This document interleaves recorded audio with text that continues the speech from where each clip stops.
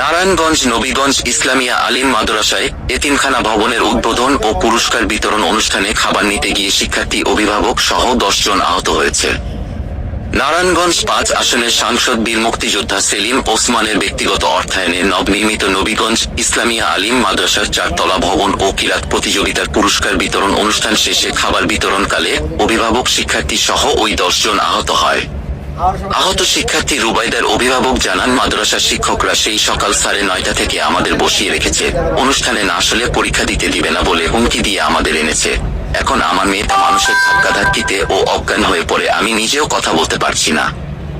মাদ্রাসার শিক্ষক প্রতিনিধি বদরুল আলম জানান, এমপি সাহেবের অনুষ্ঠানে উপস্থিত বাড়ানোর জন্য কৌশল করে আমরা উপস্থিত বেশি থাকতে বলেছি। 100 জন শিক্ষার্থী ও অভিভাবক আহত বিষয়ে জানতে চাইলে তিনি বলেন,